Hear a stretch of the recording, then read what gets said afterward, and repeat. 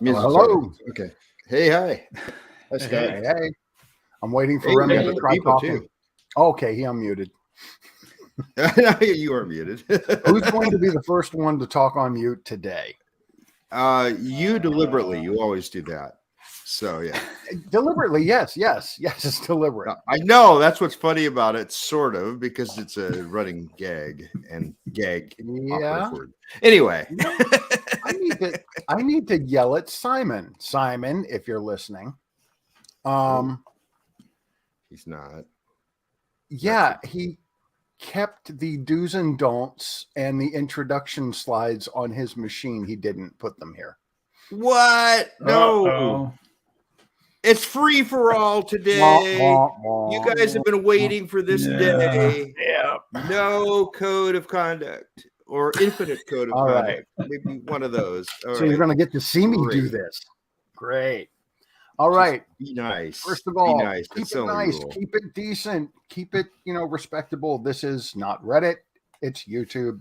We at least have some standards.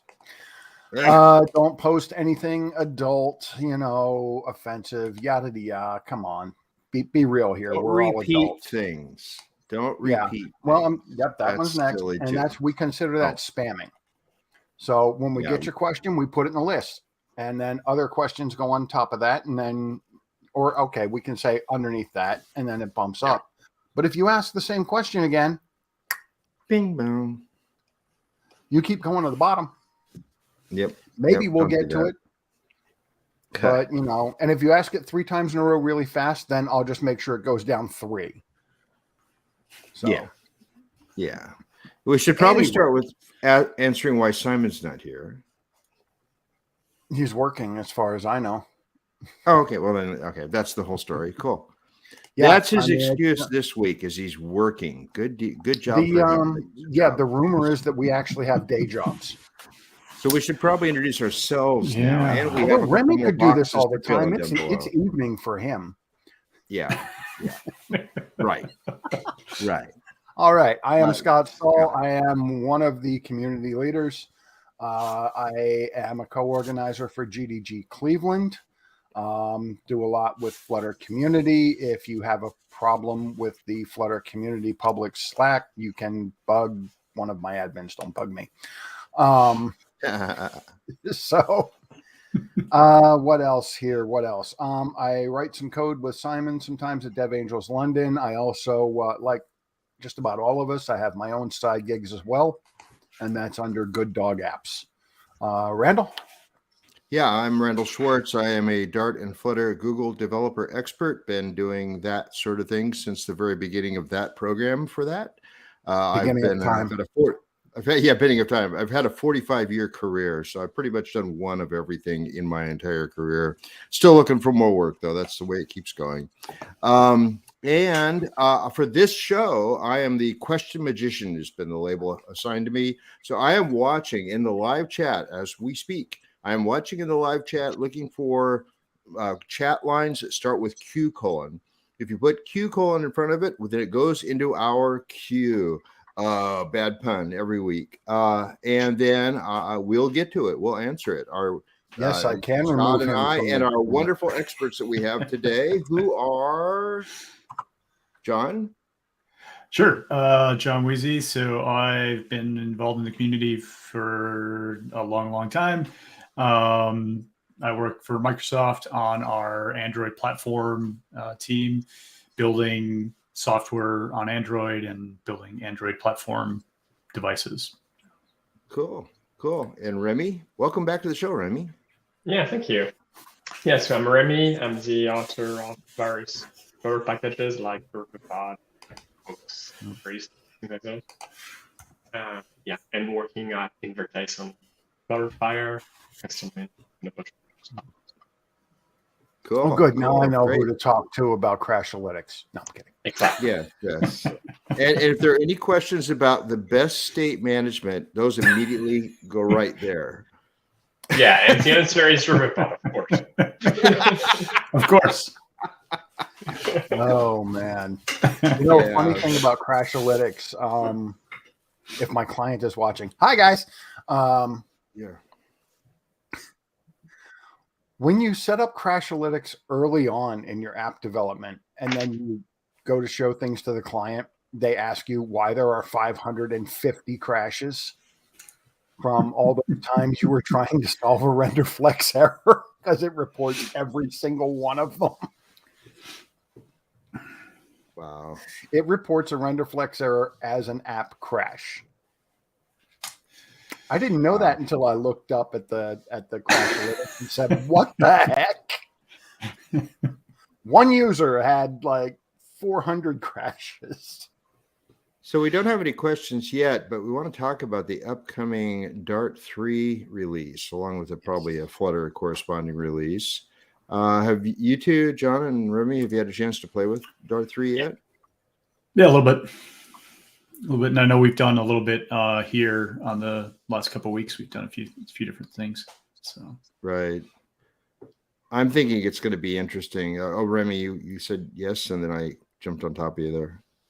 Just I definitely tried it too. Yeah, mainly pattern matching, but yeah.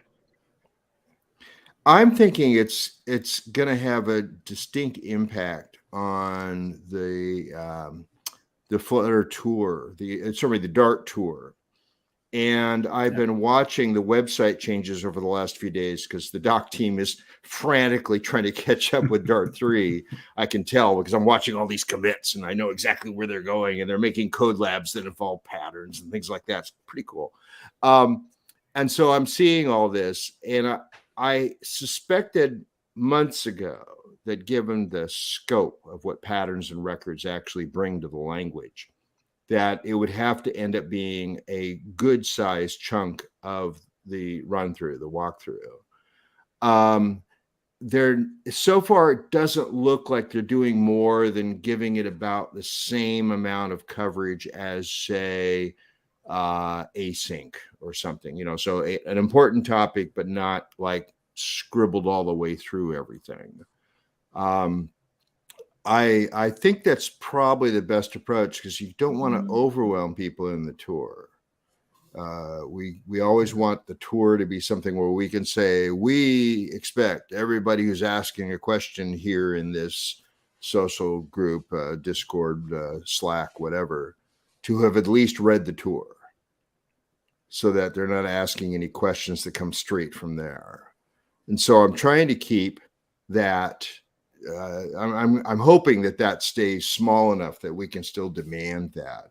But I also, and you guys can either confirm this or challenge this, I also think that patterns and destructuring in particular are going to be showing up in programs as small as, a half dozen classes. And so it will be necessary for people to understand at least destructuring for this size of program. Do you agree, disagree? Personally, I'm not sure, honestly. I think that Dart 3, although it brings a lot of capabilities, I don't think it will change that much the life of the average developer.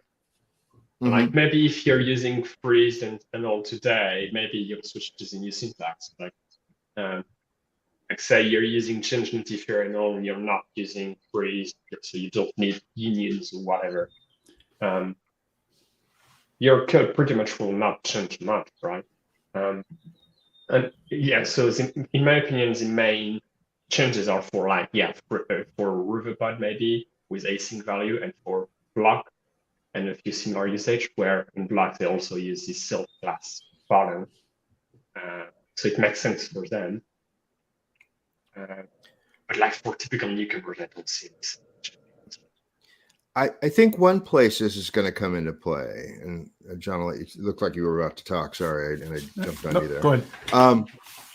I think one place that's going to come into play that'll be a little interesting is the dance we do around a JSON to Dart structure that we now have to interpret as objects, because we have this varying possibilities for what value does this key have that then has to be upcast of the proper shape And that can all happen as a pattern match on that element of the map.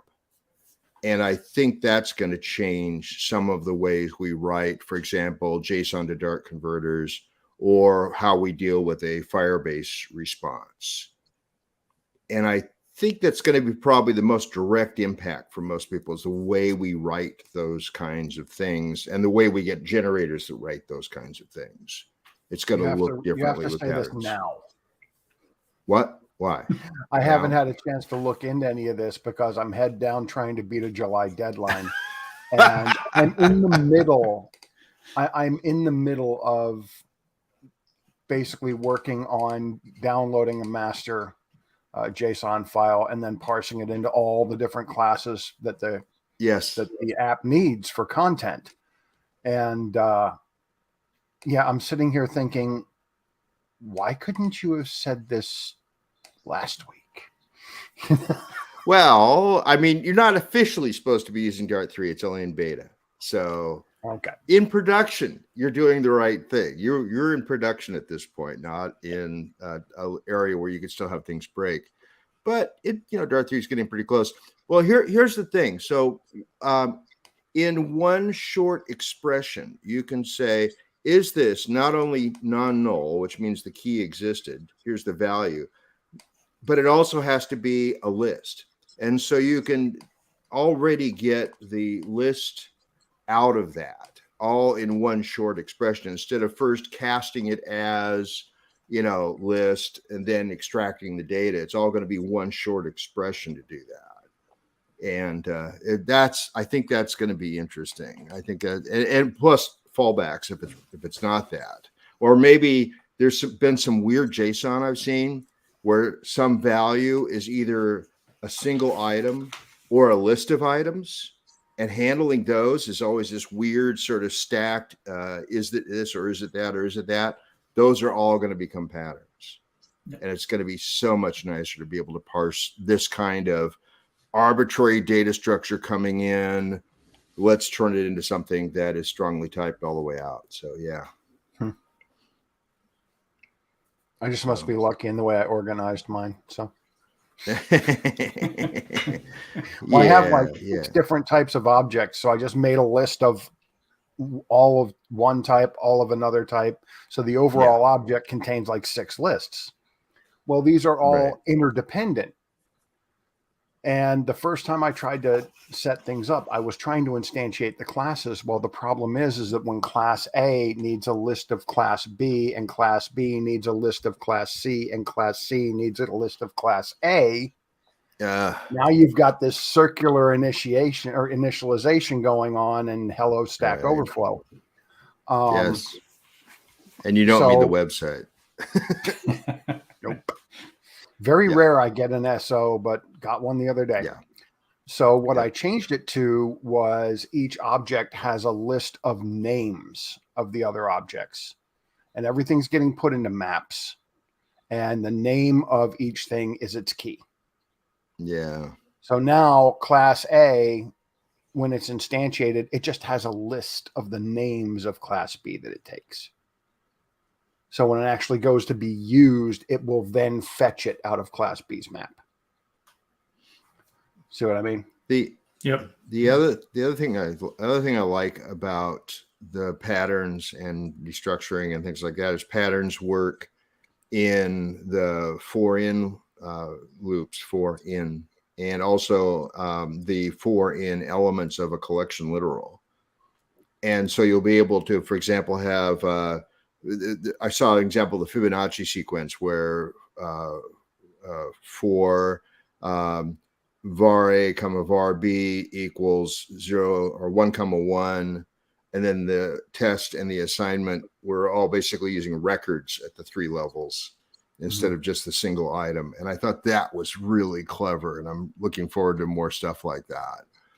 To be able to put those into that thing. So I'm really looking forward to that. We do have some questions. Scott, can you be the questioner, and I'll just be the question magician? Okay. All righty. Yeah, we're going to need to keep you here.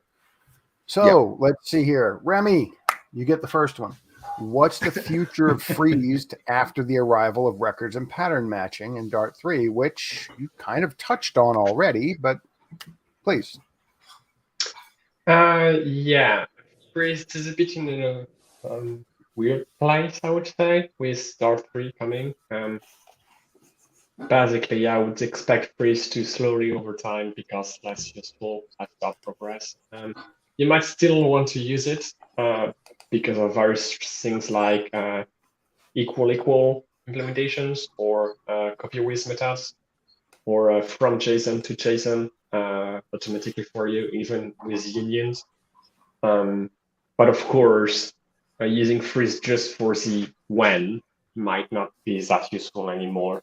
So if it's just your only usage, maybe you can just remove it now. And maybe once we have metaprogramming, maybe you will just straight up remove freeze entirely, because now we'll have just still classes plus see whatever default serialization method we'll have. So yeah. Very cool. I never thought I would say this, but for anyone who is a Flutter history buff, yes, we actually have a history going now.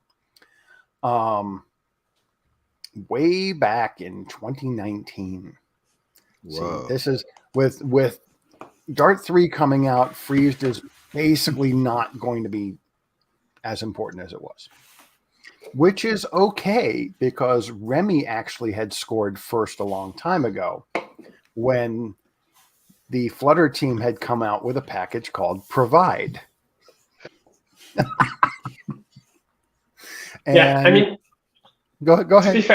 To be fair, in the case of freeze, it was always made in mind to be depreciated in the future. Okay. Like, I'm pretty sure I would, because like it has always been a workaround around missing Dart features. Mm-hmm. And if I have the time for it, I would likely even do some form of migration tool to convert freeze classes into whatever subclasses or whatever equivalent we have. Like remove freeze if you don't need it anymore. Cool. It sounds like the logical step to do. That's what it was made for to begin with. Now, I do one other thing, though, that's kind of funny, and it might embarrass Remy. But I remember when there was this little young Remy, about 5 years ago. I'm sitting there at I.O. watching the pragmatic state management talk. And Philip and Matt are standing there on stage, and they say, "Don't use our provide, use Remy's provider." And so, of course, the first thing I do is break out my phone. Hey, Remy. I wasn't even there. No, he wasn't. He was at work. And I'm getting him. He's asking me questions back, and all I can picture is Remy's bouncing off the roof.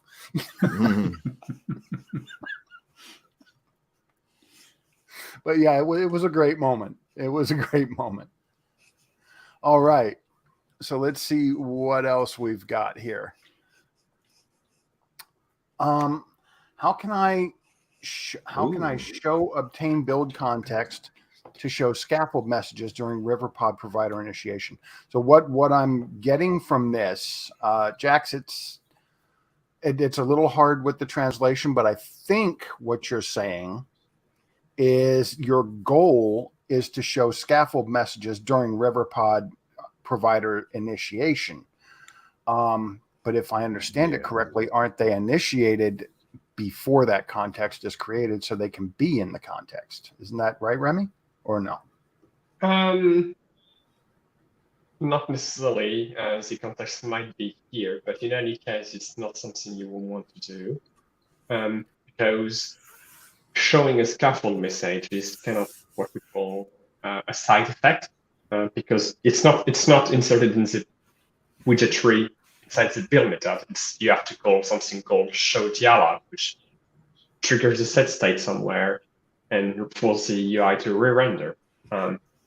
That's why it's a side effect. And if you were to try that inside the provider, first you're putting UI logic inside kind of your business logic, which is a bit weird. And also, you're very likely to have an exception something called like marks needs builds called inside during lock widget tree, something like that. Pretty sure it's a common error, and it likely wouldn't work. So yeah, you likely should find a different place to do this. Provider initialization is not right. This this is not related to the question, but it reminds me of something that was very handy, and I appreciate you asking or answering this question, Remy. One time I needed to declare a provider, but I wasn't going to be able to get the actual value for it until later. So, of course, in this case, Remy, you said to have the declaration throw an unimplemented error and then use an override, correct? No? I could swear that's what you did. That's what I'm doing, and it's working. Yeah, I mean, it's working. There are many different ways of doing things. But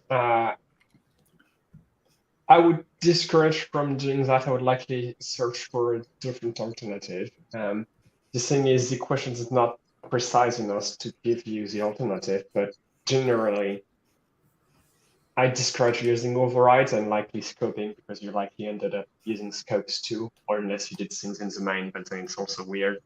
So there's likely a better way of doing it. Okay. Let's say, just for the sake of argument,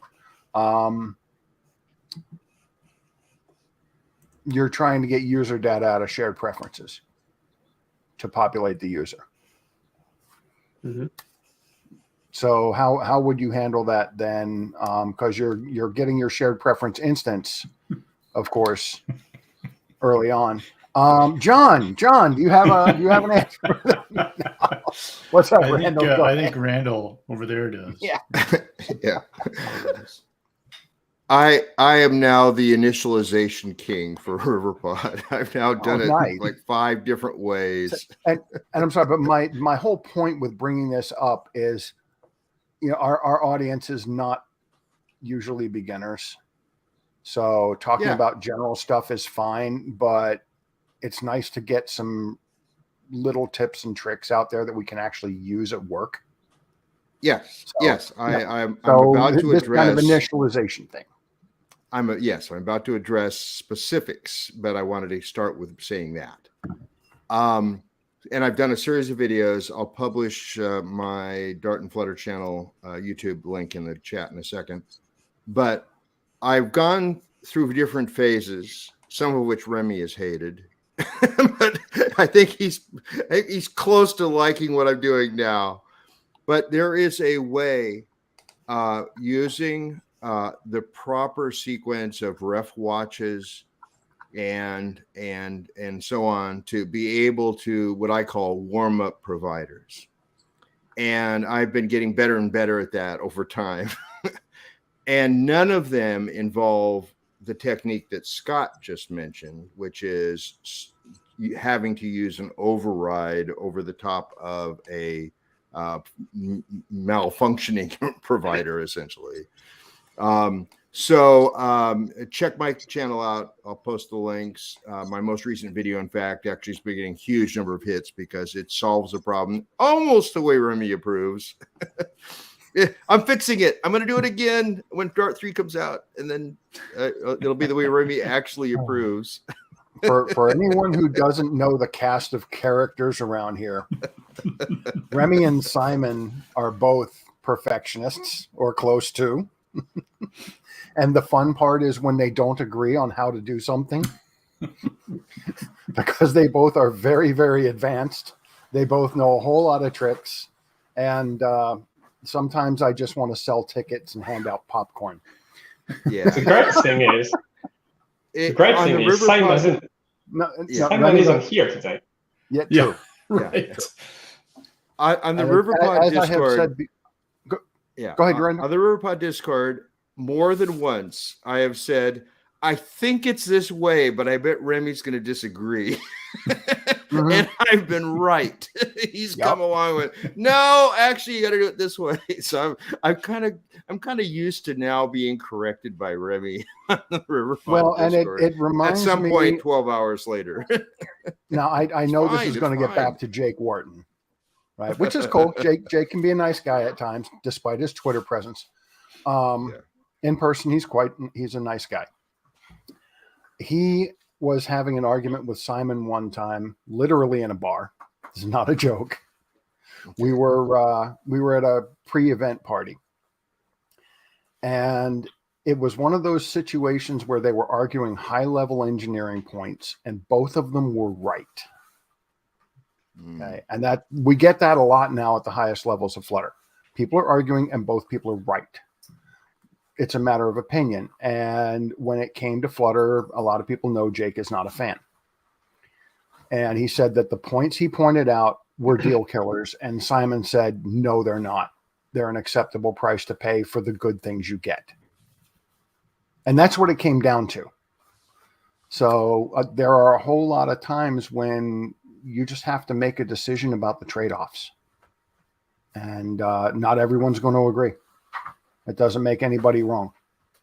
I agree with the new way. Unless you're using single letter variables. And speaking of single letter variables, there's a variable that comes after the word get, and get it, is not a single letter. Right. What was the other one? Let's not even go there. Why are you going there? That's it. Watch it is a good one too. Anyway, next. Yes, please. How do I run iframe video in a Flutter app, not in a YouTube iframe? So in other words, I'm probably not going to want to use YouTube. Tried several players such as Chewy, but none of them work. Now, my first question is, why would you need an iframe in a Flutter app? Or are you talking about a Flutter web app? Web? Flutter web app, you would need it, yes. Yeah. But I mean, we need kind of some more detail. I will try to watch. I'll watch chat to see if we can get more detail. But yeah, that's the last time I tried doing that was with Vimeo, and it was a long time ago, and it was so much fun. Word to the wise. I hope they've changed it by now, and there's check with Vimeo to see if it's changed. But when you pay them for digital rights management and all that, and you're doing a web app, not just an app, but a web app, what can happen is if you don't host your videos with Vimeo, then that URL that's in plain text can be passed around, and people can start sharing your videos, even though they're supposed to be DRM protected. So that is only applicable to a web app. So just a little heads up there. Okay. And it's a streaming application. Okay. Still doesn't. What platform? Yeah. We're streaming a video to what? Right. And if you've got the video feed, why aren't you just feeding it to the player? Why do you need an iframe? Exactly. That's what we're trying to figure out. Yeah. What if you're going to an Android platform, an iOS platform, you shouldn't need the iframe. Right. Yeah. What problem are you solving? Yeah. So it's always an important question for questioners. Yeah. If you're going to, if your users are on a web app, that's a different story. Yep. So tell you what, for now, we'll table that discussion. Pin in that. We will keep an eye open for more information from you, though. Table that discussion. Discuss that table later. Yes. Remy, I think the first question of this, or the first sentence of this next question, is just the other one with a word changed. Do you expect Dart 3 to change Riverpod significantly? Or are we still waiting for metaprogramming? Oh, that's a whole other subject in itself. I mean, no, not really. The main change would likely be about async value. I have a few, like mostly documentation actually. But basically with Dart 3, async value is going to become sealed, if you know what that is. And then instead of using async value dot when, you would just use pattern matching. And then likely the documentation will have to update now, but that's just boring part. But I don't think there is really anything else really Dart 3. But yeah, metaprogramming is the big one. And that's what Riverpod generator is about, kind of like an early preview of what you would have with metaprogramming, if you're interested in it. Yeah. I would think that you'd like to keep Riverpod Dart 2 compatible as long as possible, simply because the moment you start doing new cool things using Dart 3, it won't be accessible to about half of the pub for a while. Yeah, but then if I don't upgrade to Dart 3, I cannot use this seal keyword, and then you cannot use pattern matching with Riverpod, because then the switch case wouldn't be the switch case wouldn't be exhaustive anymore. So you would have to specify default case everywhere. Oh. Yeah, so it's kind of a requirement, but then worst case scenario, if you're not using Dart 3, yeah, you can use older versions, and if there is a bug, I can likely make what's the word? Backport. Yeah, backport it to the older versions. Okay. It's likely possible. If necessary, I can do it. Of course, I would like to avoid duplicating work if necessary. Well, of course. Yeah, and of course, I'd like you to be using Dart 3 starting next week. So, but my clients won't be using it that quickly. I can already tell you that. If I they would not be starting quite yet. We're waiting. I actually have a dev branch about Dart 3 changes for Riverpod and a few other things, some breaking changes. I think it's Riverpod 3 something. It's the name of the branch. You can look into it. You know what? In that repo, I pull down 5 times a day. Cool. You know what we need to do is we need to figure out if we can find somebody to write an app. I know it's hard, but write an app that everybody on the screen can have to hit a button and say, "I'm the next one to talk." Yeah. It's a little difficult because there's delays. If there wasn't delays, it'd be better. But we have some latency here. Yeah, and occasionally I am noticing that it must be my connection dropping out because I'm hearing noises when Remy talks, and I know I can hear it cutting out. But you guys all seem fine, so I'm trusting it's my end. Yeah, maybe. All right. Interesting. Doesn't matter. Move on. We carry on. The show must go on. Next question.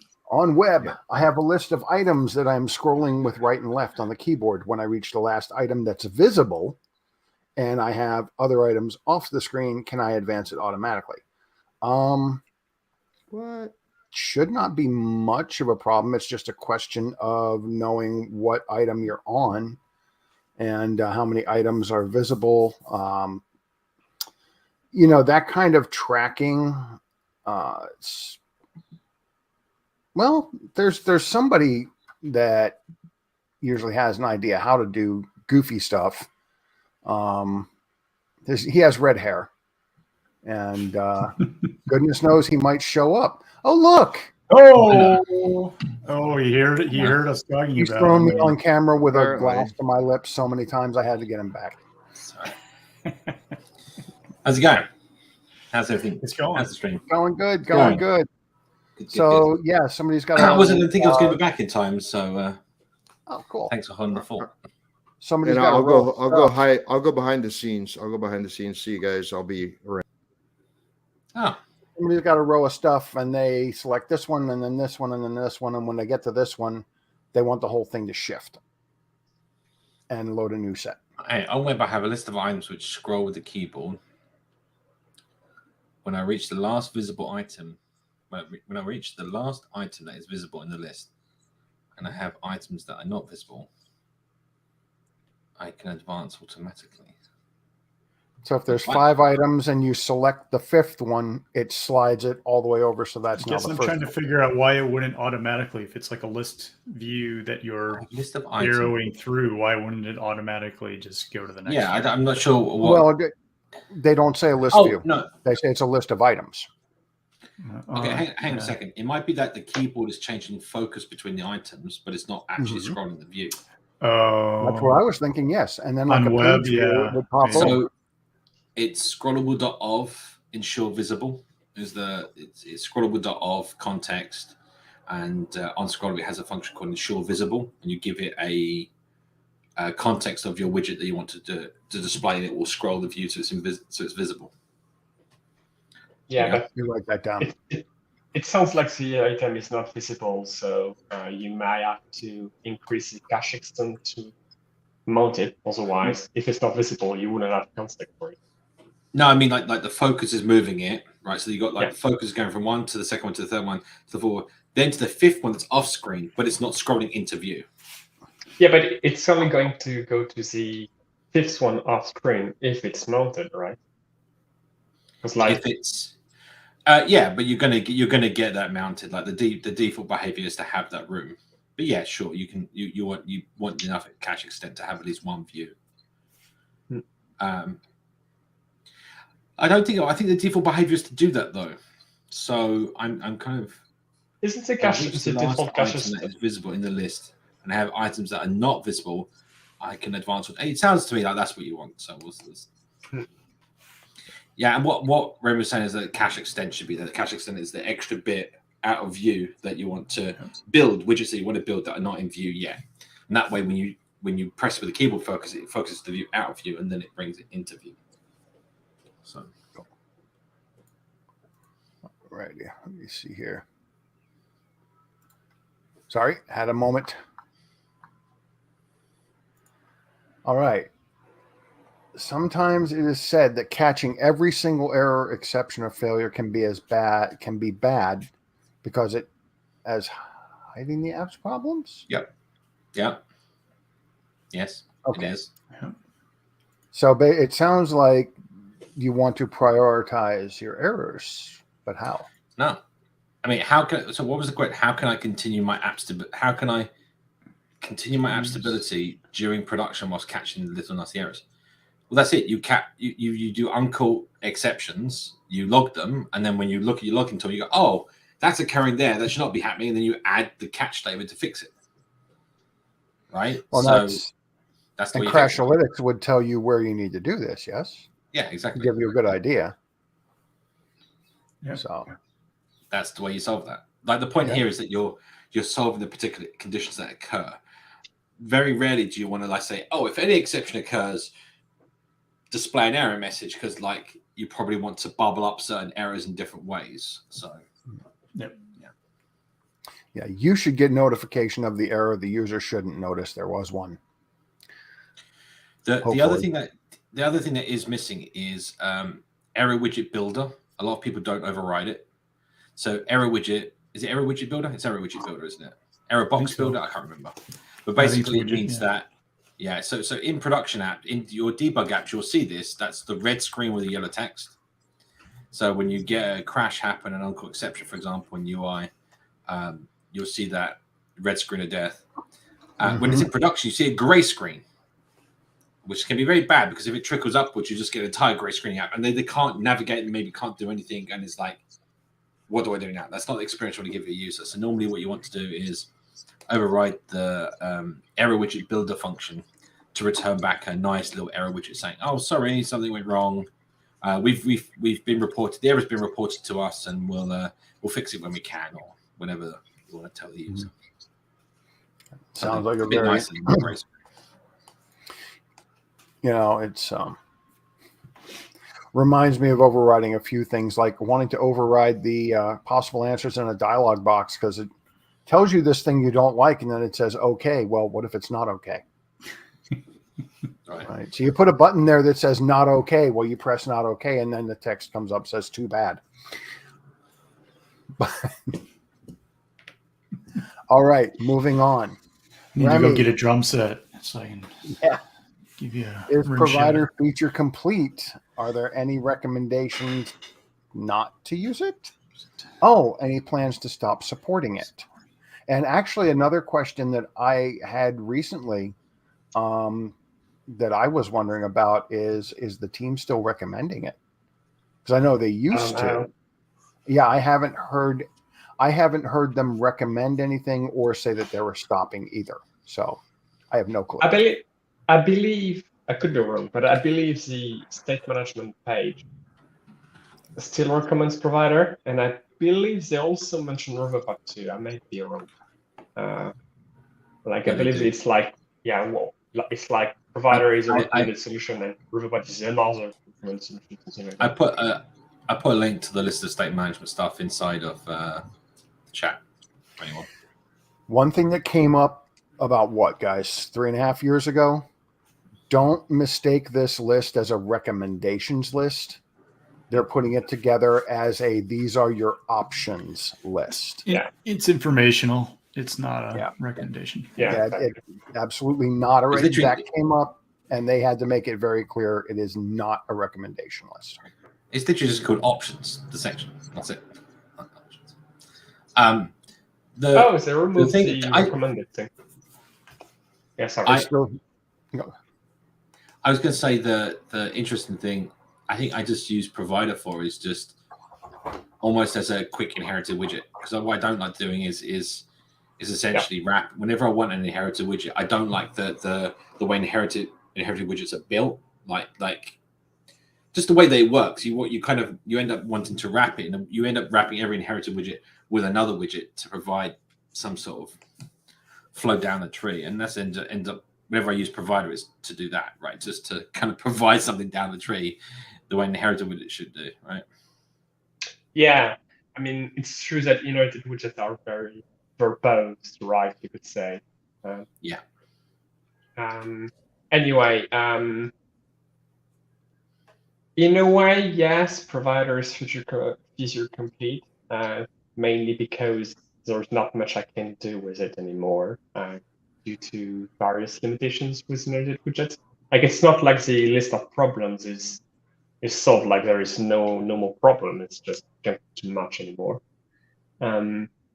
That's why Riverpod is here. I would personally recommend using Riverpod if you're thinking about using those. If you're not really sure, I believe it's solving the problem better. But if you want to use provider still, it's fine. Like, I get why Simon is using it. If you just want to write an inherited widget, just go ahead and use provider. In any case, I still think Riverpod would be a better choice if you're needed. Yeah. The interesting thing is, Okay. Go say hi to Scott. I think the what else thinking of? Now it's gone. I got disturbed. Now I wasn't trying to talk. The dog needs Scott. Right. I have a point there, though. But there are a couple of things out of the core team documentation of things that have used Riverpod rather than provider. There was a recent thing on building some sort of 4 or 5 part series or something, and they used Riverpod. And so it's not like the core team all says, no, we're still totally focusing on provider and we're ignoring Riverpod. It's just that, yes, provider is still listed as one of the many choices that you have on that page. I personally have been telling people, sort of Remy said, echoing what he said, that you know, if you're going to start from scratch, you might as well use Riverpod, and also please use Riverpod's non-legacy providers. So I've been kind of pushing that message as well, which answers a question we've got further down here, but I'll shut up again. I was going to actually, I just remember what I was going to say. Yeah, with inherited widget, right? Like, you don't have an unsubscribe, right? You don't have like a remove me from the dependence. You have to, the widget has to be rebuilt completely. Like, you have to lose the state. Exactly. And that's really a bug. I thought that's a bug in inherited widget, right? Like, if you can add something as a dependent, why can't you remove something as a dependent? Exactly. And you also cannot listen to removal, subscription removal on the inherited widget itself. So it's like in one of the common features, commonly requested features with provider is once something is not used anymore, destroy it. And the way people tend to do that is scope an inherited widget to part of the widget tree, but it gets a bit weird in my opinion because a state is often used in multiple parts of the widget tree. And so if you destroy it in one place, it might still be used in another place, and it's very tricky. And I feel like what people actually want is just, is it still in use at the moment? Which is what Riverpod implements. Like it actually tracks the number Reference of counting. listeners, which is not something you can do with inherited widgets. One thing that I have seen a lot of discussion on, and that actually does mean something to people's coding day to day. I've noticed in the docs and other discussions that you recommend using watch over read whenever possible. Yeah. Right. When would you use read? It's a set of value, I assume. Ideally, never. That's the goal. Basically, the long-term plan of Riverpod is that every single read use case would slowly disappear over time. Okay. I mean, if you've got a case that is what you're trying to capture is not going to change ever, so it's stable. No, you would still use watch because even if the value doesn't change, like the fact that you're using watch or read, then doesn't matter. Yeah, it's not. Yeah, but that's what I'm trying. That's what I'm trying to explain. Is that's the difference between the two, right? Read is like I've read the value as a single thing. You're not paying attention when more changes, right? Where watch is you're listening for changes. However, that's the difference, right, between the two. If you do read, you're not registering for any sort of updates. So, So what you need is for watch to have a parameter that says "don't watch." No. Kind of like listen equals false. I'm kidding. No. The point is, you should either use watch or listen, which is an alternative, preferably watch. Because the basic idea is you should keep your application reactive, such that if there is ever an update, even if it wasn't planned, like if you think an object is never updated, but somehow for some reason something refreshed it, which could happen. I mean, the applications can have a bug. Your UI will still update. And also it avoids issues potentially with the thing I mentioned before about listener tracking for destroying state when it's no longer used. If you're using read, technically the object isn't listened. So for Riverpod, it's just not in use at the moment. Whereas if you're using watch, Riverpod knows that it's still being used at the moment and it doesn't destroy the object. So yeah, you should use watch. It's generally a better practice. And to be fair, actually, there is an upcoming lint in Riverpod lint to warn you if you're using the wrong thing in the wrong place. So it might be able to fix things for you. Okay. Now, an interesting question. I have always used read when I'm setting a value. You just use watch the same way then in the same syntax? No. What I meant by the fact that ideally we would never use watch, read, sorry. Is that currently in the current state of Riverpod, there are some missing features for not using read anymore. But there are some issues planned for it, like mutations. There is an issue called mutations in Riverpod. For side effects for state changes, which is a different syntax for triggering state changes, which solve various problems. And then if you're using this new feature, you would use it in combination with a watch keyword anyway, so you wouldn't be using read anymore at this point. So that's what I meant by in the future, you shouldn't be needing read anymore. Okay. But I mean, today, like right now, you would likely still need it. Okay. So for the moment, only use read to set things and watch for everything else? No.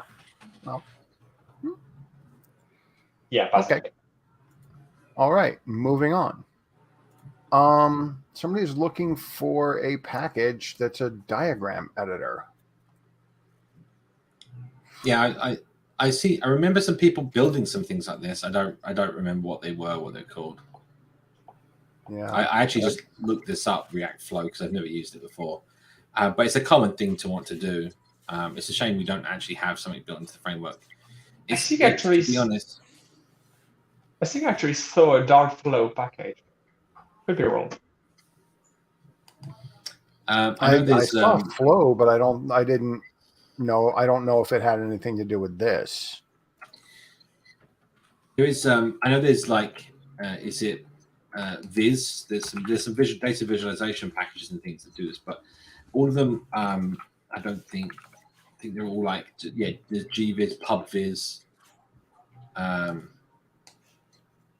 There's I don't think I've diagram editor. Oh, yeah. I seem to remember someone doing something, but you know what? It's been so long. That's interesting. Yeah, the thing is, at some point I asked about a flow package because I needed one for a dev tool, and someone gave me a link to something very similar to Reactive. I'm pretty sure it was a fork of it. I do remember someone in the community working on a chart editor, which would do the kind of nice thing where when you move the nodes around the line, react and then like find the best route. But I can't remember what it's called.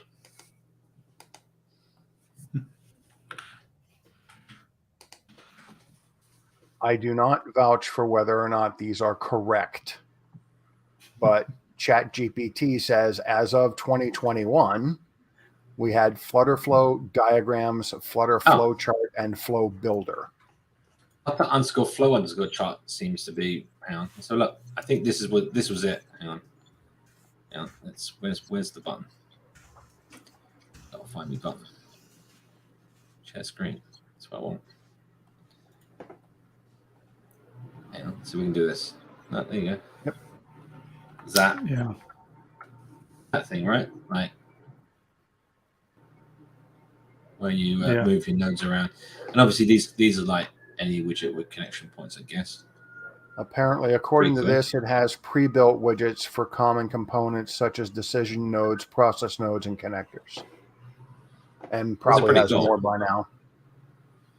Yeah, I mean, I suspect I would hope that you could put any widget as a node. Don't ask me how it works though. Yeah, I've seen so many packages which don't allow that. It's so really? Yeah. So hopefully this one does. Oh, there you go. Look, flow element is an element widget. Class to store an element widget and notify when it changes. So, nice. Element kind. Who did this? Somebody put a lot of work into it. Yeah. Yeah. It's pretty good. Yeah. It's not so nice. So that's the storage. So there's. I don't see. I believe that's the one that was linked before. It reminds the GIF. Wow, look. On element press, long press, dashboard tapped, and the pressed. What are those dynamics? Yeah, I know. I was gonna say could do with a little bit of TLC, but frankly speaking, that's not like the end of the world. I don't know. We could have a look through the code, but I'm not seeing like an obvious element. So dashboard has elements, a flow element. Each flow element has a set of properties. Element kind, and then this just has diamond, rectangle. Yeah, so it's really just a flow chart. But it's a flow chart editor, really. That's it. To be honest, though, I don't know. It's kind of interesting. It does talk about element widgets, but I don't see that class anywhere. So maybe this is old documentation. Yeah, or this could be an internal class. Drawing arrow widget is a widget. So, yeah. Well, we know what you need to build. You know what you need to build. Work on a better one. Just a hat tip. Marco Bavignoli is who's doing this. And looking at MIT license, so you can go take that, modify it, and improve it. Yep. He's also put out something called Magnifying Glass and Finger Painter, which looked pretty interesting, plus a few other things as well. The finger painting reminds me, Simon, do you remember when Mark Texan made that this thing is Marco. for his son? This is Marco. I know Marco, yeah. Sorry. Yeah, he's on Twitter. But it reminds me, Mark Texan, who is Mark Thompson, who's on the Angular DevRel team, a few years ago made something for his son in Flutter where you drag your finger around and it revealed the picture underneath when you do that. So yeah, it looks like finger painting is becoming a thing now. Not that coders are easy to entertain. I just realized that one of the very first custom widgets I built in Flutter, it was a scratch. It was like a scratch to reveal. Yeah, that's the same thing that you and Mark were doing. I know, it's a long time ago. It's a scratch to reveal, and you do this, and you it basically uncover the widget behind. Yeah. Yeah, that's pretty cool. All right, Remy, you're getting a lot today. Currently learning Riverpod 2, and at first it was looking very interesting, but as I'm diving into it more, it's getting more complex. Knowing which provider to use when, and the docs kind of lack that apparently. I know the docs explain what the providers are, but is there any guidance to help a decision? There's better than this. You could actually use the new syntax for this, which is relying on continuation, which should be the default once we have metaprogramming. Like the current syntax without continuation is likely going to disappear once we have metaprogramming, just for information. And so this new syntax using continuation basically removes this problem because it just picks the provider for you. You write your logic, and whatever is the most logical provider, the generator will decide for you. So you just tell it what you want to initialize to, and it figures it out? Yeah, like if you somehow add an async to your function, it will use your provider. Or if, well, it's an implementation detail, of course. You shouldn't be thinking like this anymore. You should instead be thinking of what do you want to do, and then if somehow when you want to do your thing, you need an async function, just make your function async, and then Riverpod will take care of things. The point is, with the new syntax, this problem shouldn't happen anymore. You're just making either a plain function, or you're making a class. And if you make a class, it's for when you want the state to be mutable in a way, like if you want to expose functions to modify the state. Otherwise, if you don't care about modifying the state, you can just use a simple function. You can look at Riverpod generator, and the documentation, the README about it should be enough to explain things. Okay, now is this ready for production, or is this still something you're polishing? It's ready for production. The documentation is being updated for it. Like if you go to the V2 documentation, there's actually a toggle on the website which enables you to enable or disable continuation. And so it's switched between the old and new syntax. So you heard it here first, folks. Remy has basically written type inference for providers. Exactly. Of course, the documentation is still a bit lacking. I know that. Sadly, I don't like writing docs. So if you want to help, I would love some help. I could say, the thing if the people are finding use cases they're not in the documentation, submit those use cases, right? Submit those examples. Then other people can benefit. That's what we need to come. Yeah. Why we need to come together as a community on these things. I'm just as a joke, it would be very interesting when we're in Berlin just to sit down, have a few beers, and then tell ChatGPT to write documentation for this and see what happens. Yeah, I'm actually. I don't want to do it sober. I'm honestly considering it because at this point I'm not really working on it. So. To tell you the truth, for simple documentation, a lot of times I will just blow out a class, I'll feed it into it, and I'll say, give me, the documentation that adheres to the standards of, Dart documentation. Oh, come on, Dart style guide.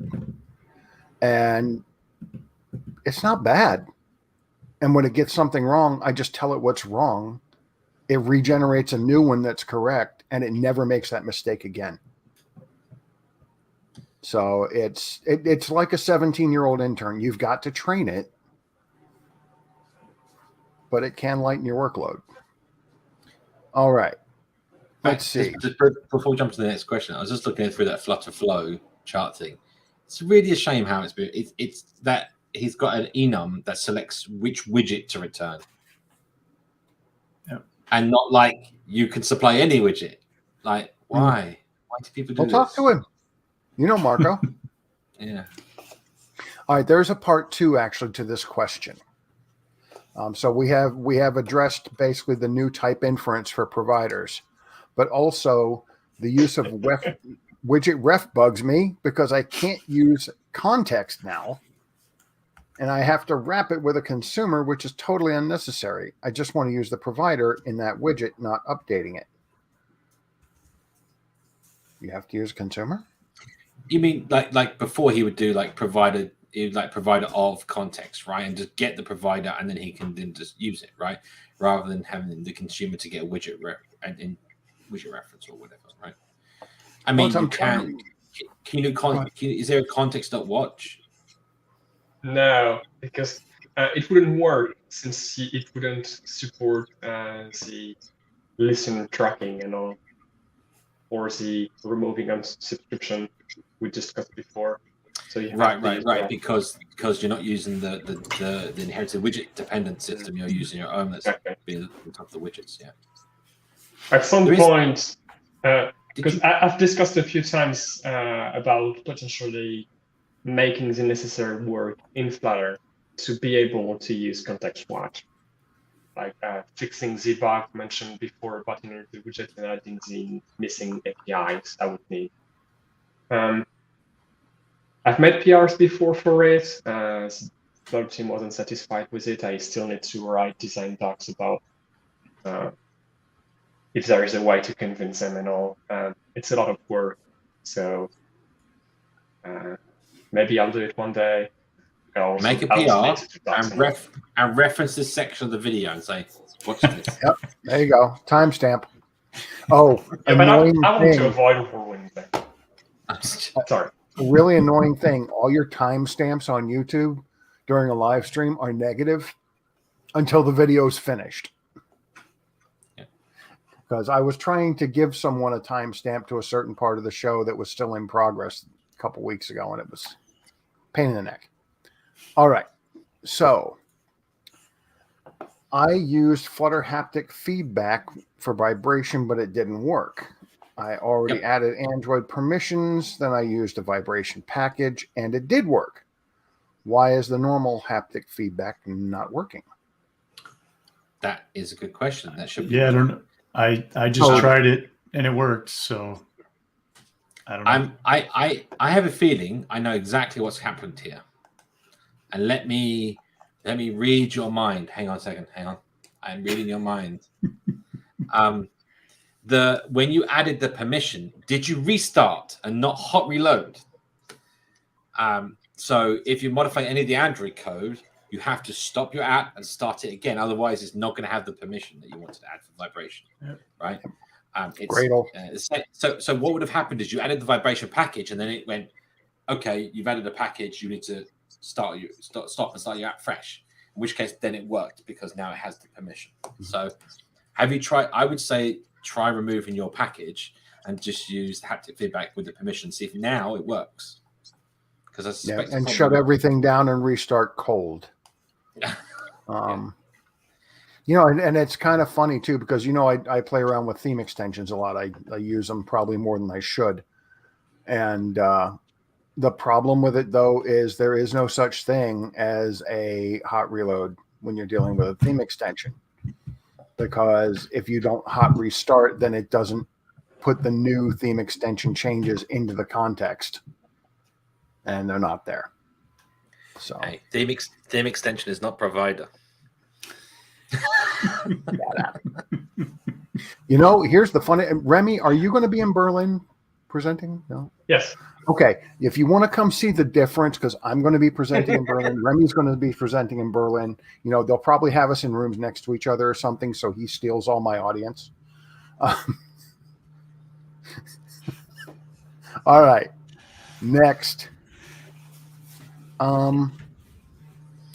I wish we had Thomas around. Does Get It scale well in larger projects? So interesting. He mentioned he's talking about a new package, isn't he? He's working on some packages. I think I'm gonna say I've seen Get It work very well in large projects. However, you say scale, which makes me wonder are you overusing or overworking Get It? I mean, like, you have to. I mean, what's the best way of putting this? Like, you just need to depend. Like, you're using it as probably as a DI package, right? As a dependency injection, and at some point you're like, oh, every class needs something of every other class, and before you know it, every class in your application is in Get It's definitions, right? Because you're using there's an automatic DI injector. I think it's called injector. The package it generates the Get It. Startup thing where it builds the dependencies, and I'm like, that's not the way to do it. You don't do it for the sake of doing it, right? I would think about that. Anything wouldn't scale, right? Like you do too much of anything, like you're like, well, suddenly we're doing way too much when the app starts up, and I'm I don't know, pausing the app for a period of time, which I shouldn't be. There's a follow-up comment that they put in. That's the last comment in the list there. I don't know if you want to bring it up, but they're using it along with injectable. Yeah, that's the one. Injectable. That's the one I was thinking of. Yes, and that's probably the problem here, right? That you're essentially making every parameter injectable of everything else, and it's just too much. Everything's pointing at everything else. Well, I'm sitting here. I'm sitting here trying to not laugh, because it sounds like they're trying to make Get It do everything for them, and that's the wrong Get type package. No, but I feel like anything you can. Too much of anything's a bad thing. Just like that. Yes. Okay. I'm being nagged. It's time to go outside. It's time to go. No, there's somebody in the stairwell, and she probably thinks they have cookies. Oh, she won't stop until I check. All right, next question, I guess. I could go for some cookies. Yeah, right. Is it good practice to keep async value.require value in child widgets when loading and error states are handled in the top level widget? I'll follow that. I get what this is about. It's obviously really? a question. This is Riverpod async. Yeah. Async value is basically a Riverpod. So it's all right. Obviously, if there is a mistake, you will get an exception. But in theory, you shouldn't have a mistake, right? So there shouldn't be an issue. And the alternative about not using record value, but maybe using, I don't know, value or null, or maybe a 1,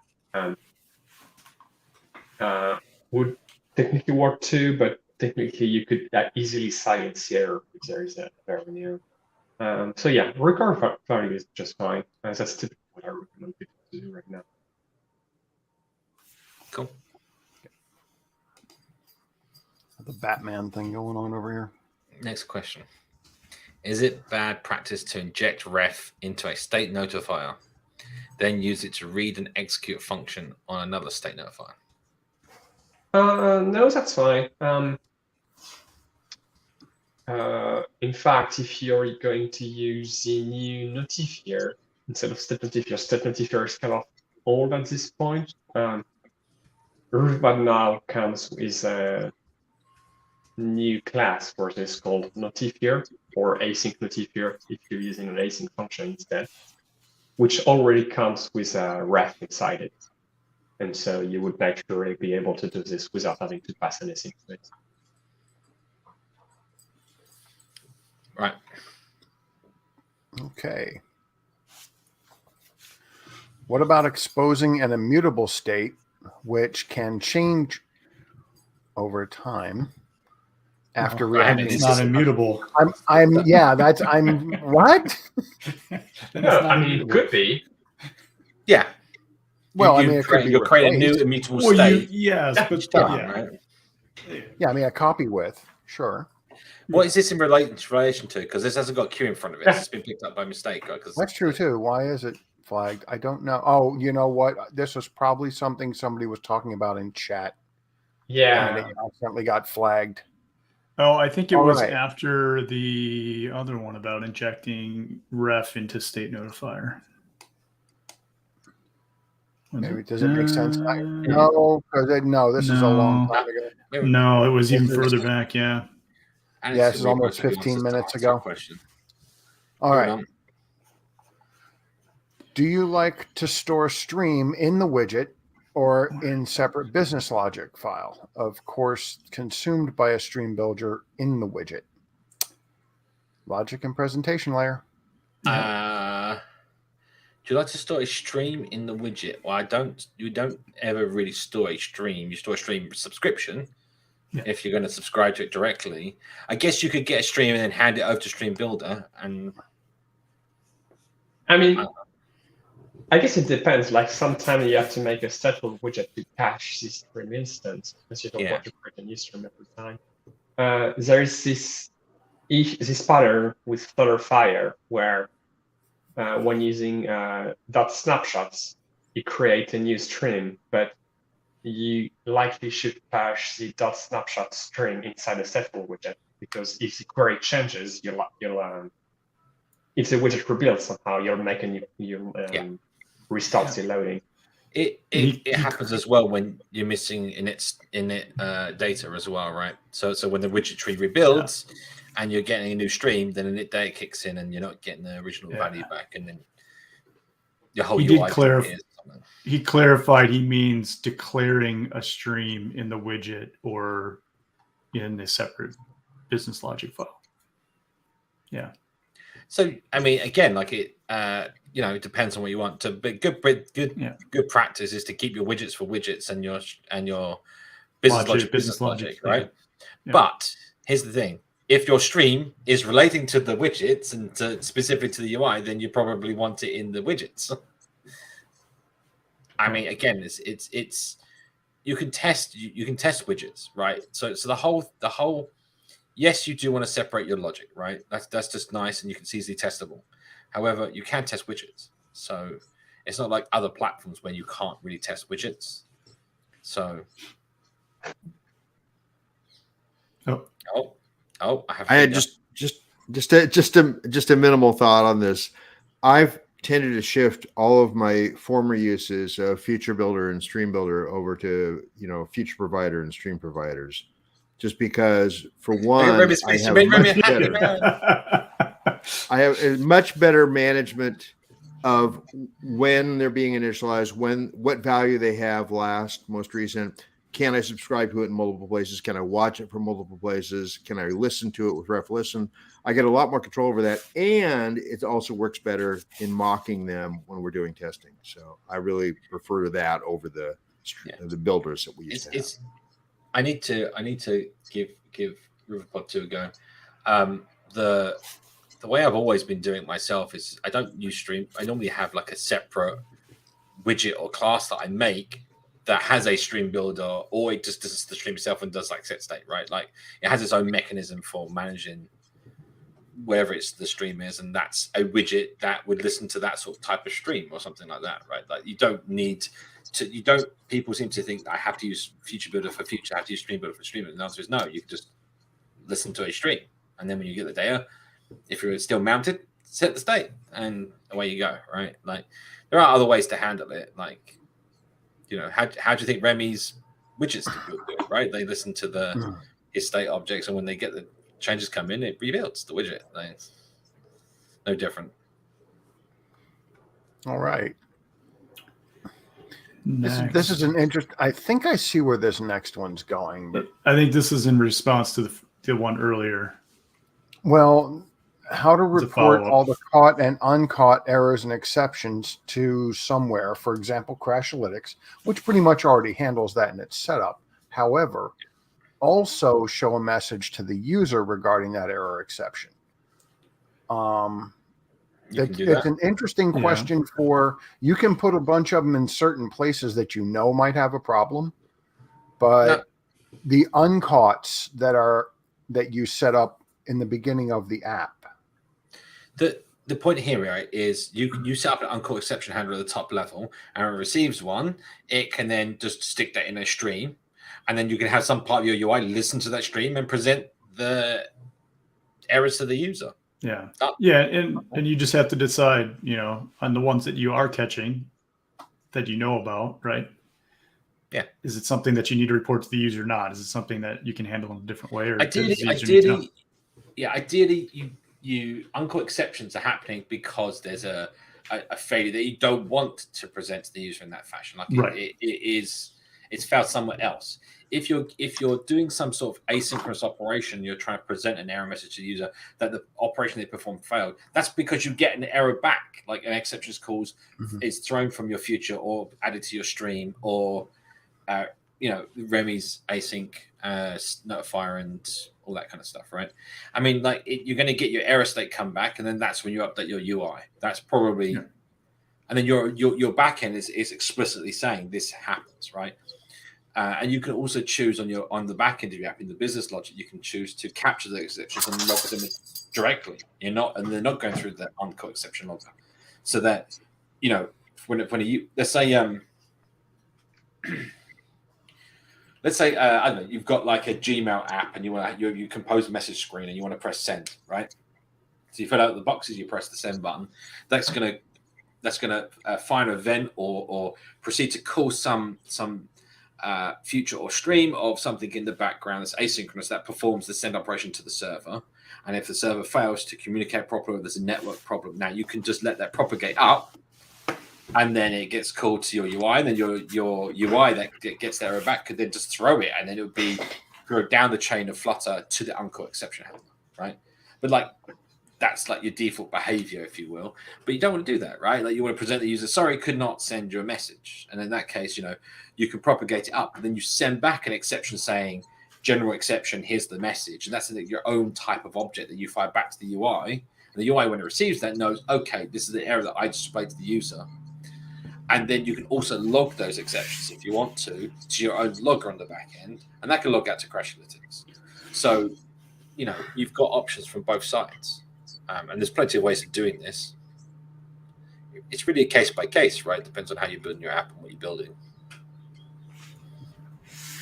Okay. But for the most part, if you want to just set up, report all caught and uncaught exceptions to Crashlytics, you actually have Crashlytics has the standard setup, which does that. Follow the installation. There's actually Flutter installation guides on the Firebase website. It's pretty straightforward. And then also Crashlytics has a Firebase Crashlytics.instance global. That a singleton that you can actually call add log crash log exception or something like that, and you can just give it any exception a stack trace and it will log it. There you go. Okay, next one. No entiendo esta pregunta. Roberto, how to solve having a button outside a stack overflow does not respond on tap. Well, I'm like, okay, what are a button in a stack that's overflowing off the edge? So he means that the parent widget is smaller than the child widget, right? So you can have a stack and then have a button inside. Oh. Let's say you had a button that is 300 by 100, and then your stack is 100 by 100. So only the center of the button would be tappable because it's the parent bounds that do the hit testing down the tree. So the answer is no, you don't do that by default, right? Now you can, don't get me wrong, you can do it, but the answer to this is either don't have it overflow that way or have your hit testing happen further up in the stack. And if you absolutely have to do that, I mean, couldn't you wrap the parent in an ignore pointer if you absolutely have no other choice? Yeah, I mean, there's various things you can do. Something when I used to come up with this problem, I haven't had to do this on Flutter because Flutter's UI system, you can do things, you can lay the UI in different ways to not have this problem. However, I remember in Android having a similar problem. What I actually did was a kind of a warping of touch events. So I capture touch events over here that would be absorbed by one widget, and then it would transmit them to another widget that would receive them and put them into packets. So basically, I can skip over the widgets or do something crazy like that. And when you come up with some problems and without having to read, but this is what you have to do, right? If you work on a commercial product and you don't want to have to rewrite an entire screen or entire stack of widgets to accomplish the new UI thing they want to do, you might have to have a workaround like that, but it is a workaround, right? It's not good code. It's not good practice. Yeah. So yeah, I mean, obviously in this case, I would say rework UI, but now generally speaking, the hit testing is limited to the bounds. You can't just change every widget above you to hit test outside the bounds. And there is other things you can do which are a bit dodgy. I will mention this now. That is, you can use the listener widget as well. So the listener, raw gesture. So you've got a gesture detector. Most people know that widget. That widget forms a full touch gesture. That is, it follows the down, move, and up events of a finger, for example, or a stylus, or a mouse click, or a double click, and all these different types of gestures that you can perform. However, those gestures are a series of events that occur, like down, move, up, right, or just down and up, and so on. Now, all of those actually come into the framework through raw gesture detector, and raw gesture detector comes from listeners. So there's like this, that's the stack of widgets. So at any point, you can actually use a widget called listener. It's a terrible name. I think it's a terrible name for a widget, and they should deprecate it, to be honest. It should be named something else, right? Like input event listener or something, right? But basically, the listener widget actually has raw functions for on tap up, on tap down, on mount, whatever it's on up down, all the different unique events.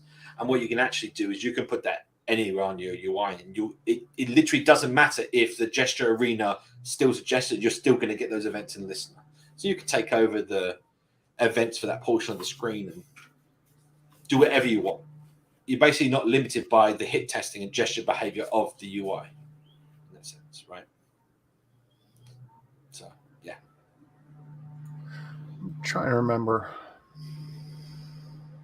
No, this is the whole tracked widget thing is probably a can of worms we don't want to go into right now.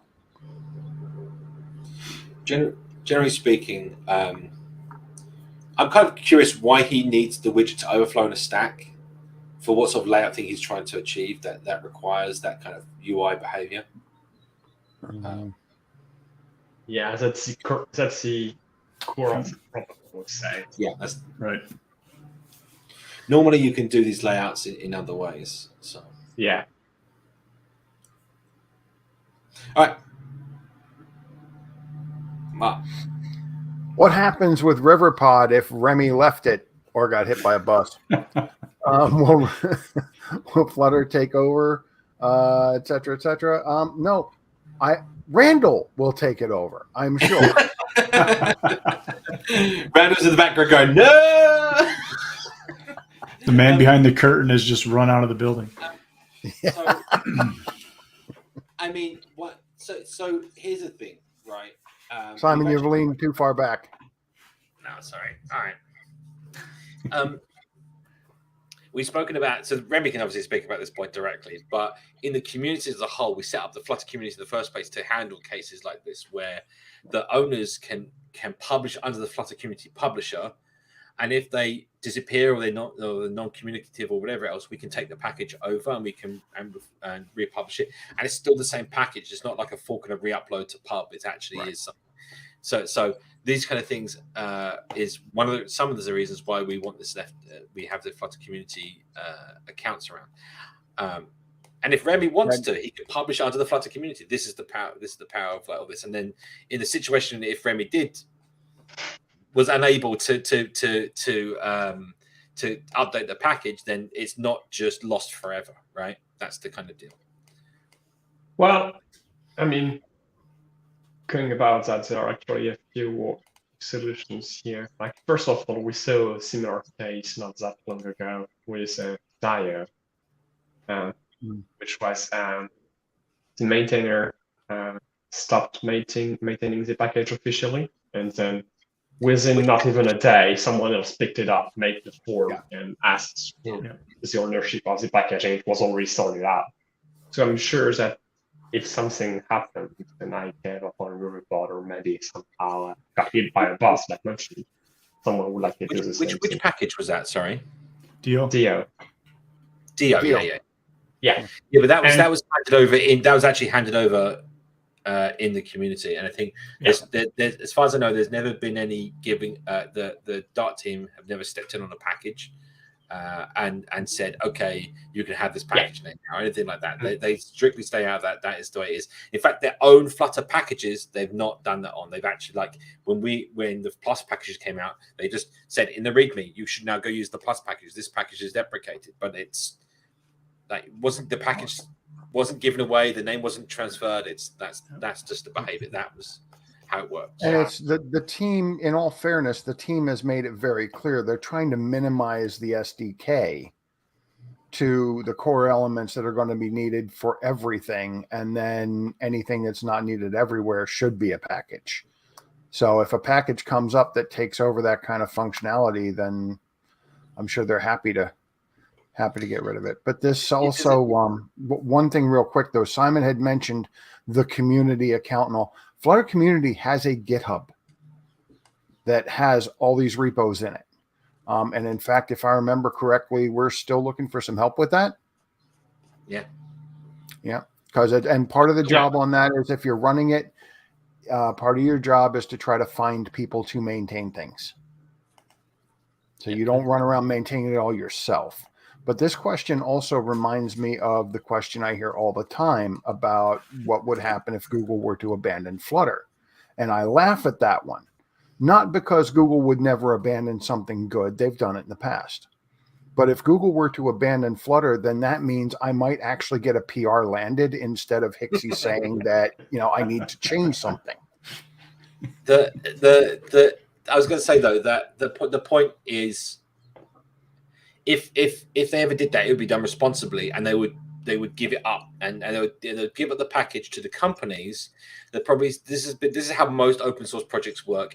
A foundation is set up, a charitable foundation that takes ownership, and that foundation on its board would be all the companies that use the product or the ones that want to have ownership over the product, and they will commit their staff to obtaining and maintaining the package. And this is what happens in a lot of places. So that's what I suspect would happen, and there's no requirement for them to do that. Angular Dart. The point here, though, is that Flutter is used in lots of their internal products. It's not going anywhere, so don't freak out. And it's there have even been some companies talking about teaming up, not to take over Flutter, but just to sponsor community stuff in general, because they would like to see the community be able to do nice things. Yeah. So, and believe me, there's more than enough of an army to keep anything going, including Riverpod. Yeah. Another thing I wanted to say is GitHub actually has a built-in mechanism for similar cases where, like, every time I log into GitHub, it's asking me to fill something called, I don't remember the word, but basically, if the maintainer sadly, unfortunately, dies, you can actually automatically legally transfer the package to someone else if you set it up previously. You can give a next owner in your settings. So that's possibly something like maybe. That's actually something I've considered before, like maybe having a Flutter community as a in case something happens. Something like that. Alrighty. Before we jump into something else here, I just need to bring something up. Where is it? I've lost it. I've completely lost our. Well, anyway.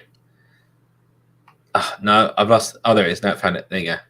So just to answer a question that came up is how can you contribute to the Flutter community repository? And that is email us, and then we can work things out from there. So yeah. And if we don't check the email within a couple of days, yell at Simon, I, or Nash in someone or John or well, go ahead, John.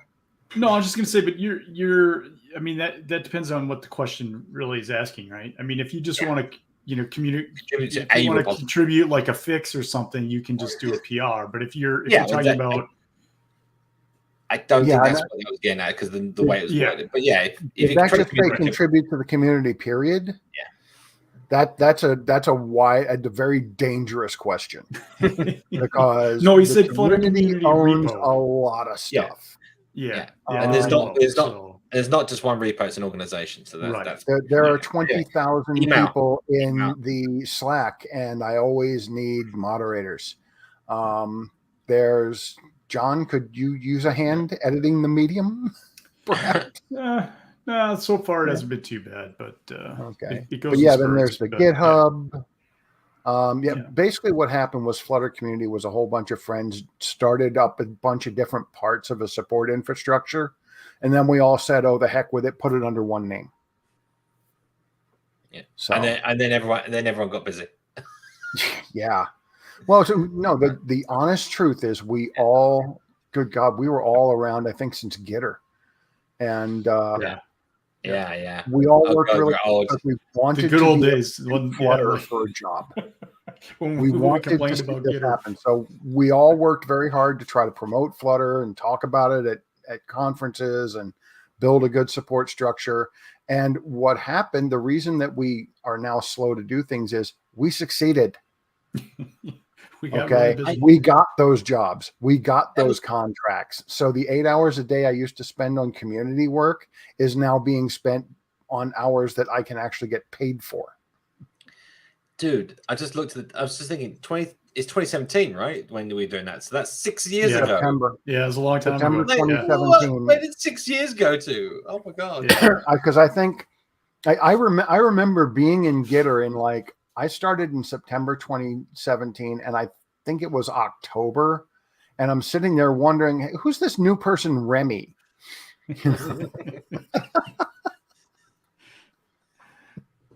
All right. Moving on. All right. I am watching a stream provider and would like to show a snack bar when the value has a particular value. Should I handle that in a build? The answer is basically yes and no at the same time. It depends on what you mean by handling it inside build. Basically, you don't use ref.watch in this scenario. Yeah, as Randall is saying, you use ref.listen, but ref.listen is also used inside build. So technically, yes, but in a different way. it's that same thing you kind of want. It's was it no, it wasn't provider. Was it block? The block provider stuff. You have the listen, and you're handling an event when it occurs, but then you've also got actually rebuilding when any event occurs. There's slight differences there. Yeah, that's in fact another reason why Riverpod exists, because you cannot easily do this with inherited widget. Yeah, there's no easy listener. You could technically try and use did change dependencies, but it can sometimes trigger it when nothing changes.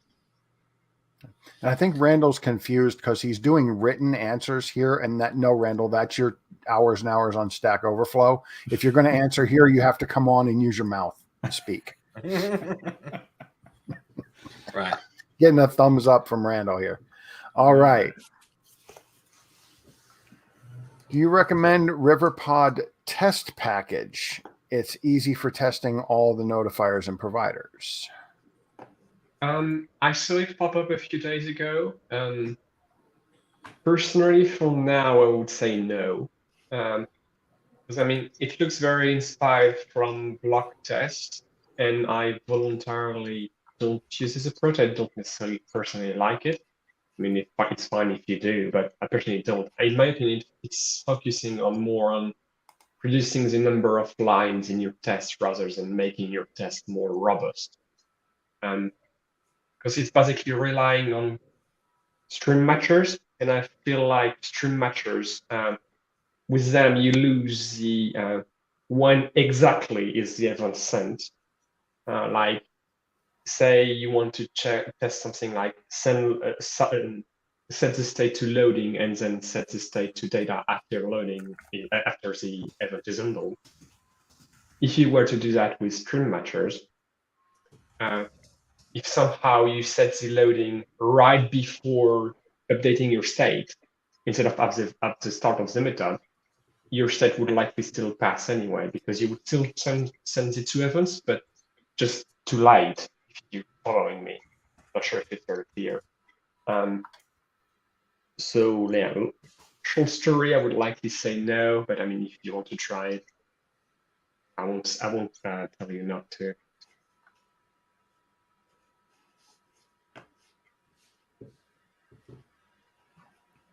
I'm reading this next question and becoming very confused. It reminds me of what is that one line? The flex of the flexible determines how the flexible is going to flex within the flex. It's from a talk I do. Is it good to put custom widgets related to a context into some mixin, which can only be used in a stateful state class?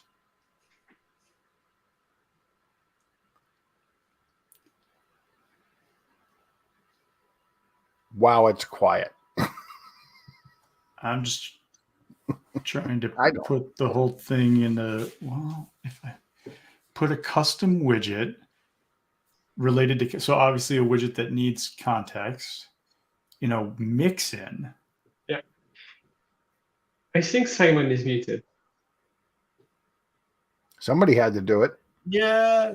Anyway, I was gonna say, let me rephrase this. Is it good to group custom widgets related to a context in a mixin of the state class? Right. So basically, it's a mixin on state. Yeah. And the answer is, if you want to. I mean, is it good? I mean, it works. I mean, it's good or bad. It depends on what you're doing, right? So. I mean, again, custom relate. So context in this case, I don't think is like the actual context of it, not build context. This just says the word context in normal sentences, right? So it's just saying, is it good to put a group custom widgets related to each other in a mixin, which can only be used in state class? I mean, sure. Personally, I have some issues with using mixins on stateful widgets. That's one of the reasons why hooks exist to begin with, if you're familiar with the problem. There is a long thread about it on the file repository. I'm afraid to see what you consider to be a long thread. Oh, yeah, it's a long one. By the way, have you caught Gunther yet on Stack Overflow? Yeah, of course. You have. What are you guys up to now? 400,000, 500,000? No, not that far. Gunther might actually be at it. I'm not. I'm at 250K. For those who don't know, Gunther Zuckbauer is a gentleman who's been using Dart since, I think, 2012 or to the very beginning. And he's been answering Stack Overflow questions about Dart since then. And some of his answers that are 8 years old are still getting tons of points. And last time I looked, he had over 300,000. I've got a 1.1 million people reached. Nice. I think I've got 3 points on Stack Overflow. I don't know. The thing is, like, I just don't answer. I haven't answered many questions on there for a while. And you just keep getting points on other questions. Yeah, the old ones do. Although I was told by a number of people the real trick to getting points on Stack Overflow is when you run into a problem and you solve it. The question. Yeah. Write the question, answer your own question, and then the points will come. Yes. You cannot really You don't necessarily have to run into a problem either. You could also, for example, see a commonly asked question on maybe Slack, Discord, something like this, and you see that it's missing on Stack Overflow, and you make a nice question, like with a good SEO and all, and then you answer it nicely, and people will naturally give you thumbs up. Nice. On that previous point about the mixins on state, I remember for this is I feel like this is a letdown on the framework right now, is that there's not like, I feel like there's not is the extendability of stateful and stateless widgets, right? I mean, like you use them, they have a place, right, in terms of joining. They almost glue to join other widgets together, right, to host and join widgets together. But when you want those extra sort of extra behaviors on that sort of wrapper widgets, suddenly it's like I have to now create a widget and then host it inside another stateful or stateless widget. It kind of, rather than, people don't extend stateful or stateless widget, right? They don't extend the underlying component widgets underneath. So it's like, it's interesting, but I feel like there's probably some realm of framework extension that could be there to better help the developers. It's definitely something to explore. It's very much, as Rem said, like the reason why Hook exists. And, yeah, exactly. Alrighty. Last one. I already know the answer to this question. The answer to this question is be a Windows developer, then get involved with Android back in Cupcake, and be involved with Android for over 10 years, then come to Flutter and bring all of that headache handling experience before you even begin Flutter. That is pretty much it, right? It's experience, but before Flutter. The thing is, it's like anything, right? So already having experience doing lots of programming for many years beforehand, right? And then you bring into a new when you come to any new, I mean, this is what you get as a developer. You come to any new library, SDK framework, and you have to position yourself when you're reading it as, well, how would I build this, right? Like you can kind of see, and you start building up your picture of how the framework behaves and how the interaction between the classes work, and you start. I think you train this as a developer. You train this in your mind, like what the mental model is of what you're working on. It's nothing that's deliberate. It's just that by reading the code, you build this mental model in your mind. And I think that's it. Like you kind of have this reference then and reinforcement that every time you use widgets or every time you use these things in the framework, you're going to remember them. You're going to use them again, and you just slowly build up your knowledge base. And it's just because, like those here on the call, we've been around for so long and working with it for so long. I've been working for 6 years, apparently, right? Yeah. Pretty much non-stop for 6 years. So of course, you do anything for 6 years non-stop, you're going to remember it, right? You're going to get used to it. You're going to be able to answer these questions that everyone has. So. See, and for me, it's the difference between what they call deep work and shallow work. Simon's able to do deep work on Flutter where he focuses on Flutter all the time because he's already got all those fundamentals. Whereas when I started 6 years ago, I had to learn Dart and then Flutter and then basic coding practices because I had never really been coding before. Then I took a detour and got a certification in Android, which meant I had to learn Java. And on top of all this, I had to learn design patterns. Then I had to learn the Flutter framework and all about, all these things simultaneously. So it's like you feel like you're not making much progress on anything because what you're doing is each one is bumping up a little bit as you go. Whereas Simon already had all those going, so he just shot straight up focusing on Flutter. But it's a big difference. It depends on how much of a foundation you have before you start. I mean, I'm kind of curious, Remy. What was your background before doing Flutter? There you go. Actually, I was at my first job doing some web development. I came from basically no background doing some web stuff on React a bit. But yeah, for me, what did the thing is Stack Overflow mainly. I learned through Stack Overflow. Like it gave me a habit of constantly checking new questions, reading them, and see how would I solve this problem, and then look into the documentation of how to solve this problem, and dive into the source code if the documentation doesn't tell you how to. And then suddenly, after a few years, but what you're saying is from the beginning you knew how to read the code and how to navigate the code in the first place, no, right? not really. I mean, you had to Not really. You're saying that you worked with React though, so you had like a similar basis, right? Yeah, kind of. But I mean, still, like And I was JavaScript, more right? junior Like developer. it's.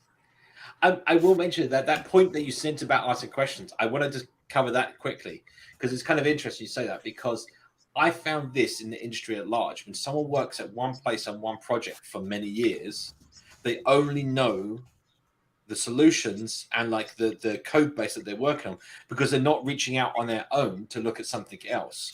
When you look at those Stack Overflow questions and go, oh, okay, that's an interesting problem. How do I solve that? And then you go fix someone else's problem in your own time. But now you've learnt. You've made, and they may not have wanted to learn about that, but you've made an exerted effort to learn whatever that is, the mechanisms behind that. Now you may not answer the question, you may not get to the answer, but you've learned something on the way, Yes. and it's something outside of your realm of normal business that you're normally working on. And a lot of growth in this market is self-taught. Is like you have to be willing to reach out of your comfort zone and do these other things, because if you don't, you're not going to grow. Right. I have to say that I know most of what I know. Well, I know everything I know about Flutter by answering questions to other people. But I also want to address the point about just growing in general, that programming is a craft. And by that, I mean there's a science to it. Learn your tools, learn the technology, figure out what's going on there, but also the art. And the way great art is done is by first studying the other great artists. So read all the code you can. Get your hands on code every day, every spare hour that you have. Read the code. Things you don't understand, look them up. So understand all these different codes. And then, as in all artists have to do, you copy things initially. You go, this is how this was done. I'm going to put this away for a second. I'm going to start it from scratch and see if I come up with something similar or maybe something innovative. Either way, it works out. But because programming is a craft, there's both the science and the art, and you need to do both. On that point, it's you say that it's really interesting because something else I remember doing, especially in the early days, and I still do this every so often now, which is if I find, let's say there's something I can't do, and I'm like going for a package, I may look at a package and go, well, how does it do it? And you go look at the source code of the package, right? And or the plugin, and go, okay, so what native class is that using? What thing is that doing? Okay, let's go read up about that. And you have to read the code, you have to examine the code, you have to. And then you start getting an understanding of that problem space. And then you go, okay, well, in my problem is not my solution that I need is not solved by this package. However, if I do something very similar to this package, or I use very similar tools and similar systems, I can solve the problem that I'm having. And the amazing thing about the Flutter ecosystem is that all that source code is available one click away in your IDE. Yeah. You don't have that when you're dealing with iOS or Android or any else is commercial, because all that binary is locked away and you're not seeing it. Here, if I want to know what the various flags to a container actually do, I'm 1 or 2 clicks away from that. And I can see the structures it's building. I can see how different flags interact. If I need to know whether size box makes its child get smaller or whether it has to get bigger, I can go look. And this is an amazing, all the way down to just the lowest levels. It's all available as source code. It's one of the privileges I had when we were doing Smalltalk, is that everything in the Smalltalk image was right there as source and also could be modified live, which made it interesting complications. When there's a caveat to this, though. One second. There's a caveat. On that point, people don't realize that every package, every version of every package source code is available on pub. Most people don't realize if the Git repo is down, if the repository is gone now, if it's lost, if it's on pub, you go to versions, you can hit download, you can download a copy of the pub of the package's source code, right? So it's never truly gone in that sense. Just want to make it clear that to people, because I've had that before. People come to me, I can't do it. It's like, no, it's there. Okay. Now, Simon, you've been coding about 30 years. Randall, you've been around since like Perl. John, you've been way at before Microsoft that. for 1977. 1977 was my first Don't job. reveal the You've been dates. at Microsoft alone for like a decade, right? For almost a quarter century, yeah. Okay. Remy, you do lots of cool stuff. So one of the things I had to learn as someone who was trying to learn all these things simultaneously, from clean code to design patterns to solid to Dart to, the framework, all of it, was the most difficult thing for me to actually figure out in the beginning was how to, like I say, how to navigate the code. And from a point of view of someone, I mean, to you guys, this is all instinctive because you've been doing it so long. It's like putting your left foot in front of your right. But for a lot of people, especially beginners, it's like a choose your own adventure novel where somebody removed which page numbers you're supposed to go to next. And after a while, you learn to control click through things. And the documentation is a whole lot better than it was. But still, if you don't know that you have to click on the constructor instead of the class name in order to find its usage, if you don't know how to read what the parameters are and what they take, you're dead in the water. You really, really are. There should be a course out there, or even just a tutorial using a simple car class with some wheels and conditions of the tires, where it teaches people this is how you click through the code to find what it takes and then figure out what you have to put in it in order to make it work. I think that was a 3-year struggle. I still think there's room for sort of a bunch of us to get together and do the problem. So I was talking to Felix and a few other people in the community on several occasions around doing a series around building something and building it in the open, like on YouTube streams and all the rest of it. But the problem we've got is that doing long streams is not something that people go back and watch. You have to be there live. Mm-hmm. It's just people don't have time to go back and watch a 3-hour, 4-hour live coding session for very small amount of knowledge gain, right?